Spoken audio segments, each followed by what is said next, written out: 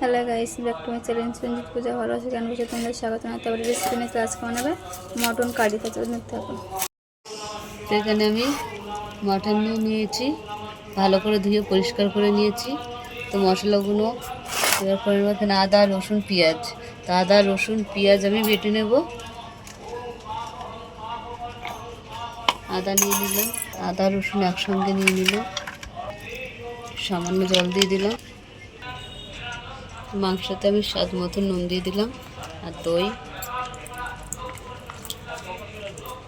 হলুদ দিয়ে দিলাম, লাল লঙ্কা গুঁড়ো দিয়ে দিলাম, সর্ষের তেল দিয়ে দিলাম। তারপর মেখে নেব।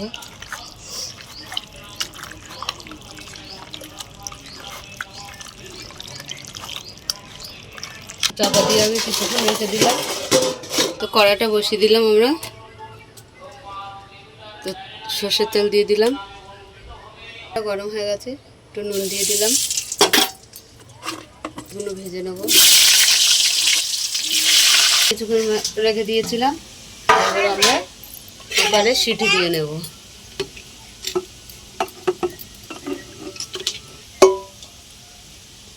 তো আটকে দিলাম আমরা।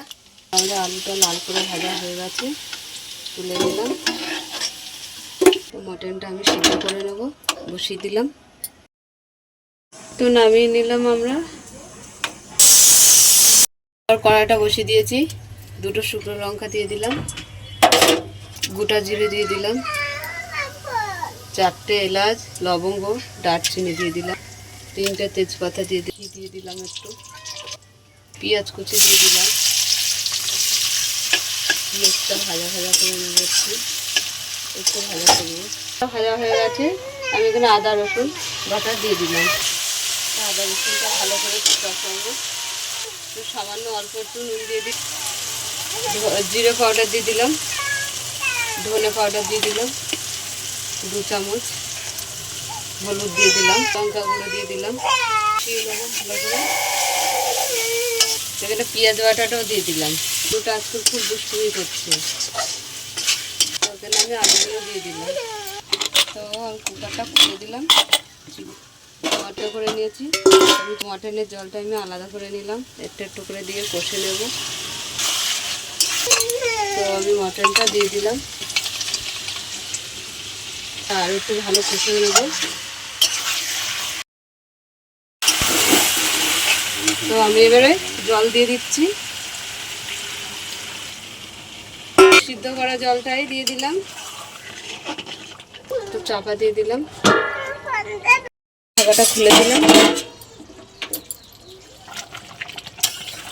তাহলে দেখো মটনটা হয়ে গেছে। তো এখানে আমি গরম মশলা দিয়ে নামিয়ে নেব।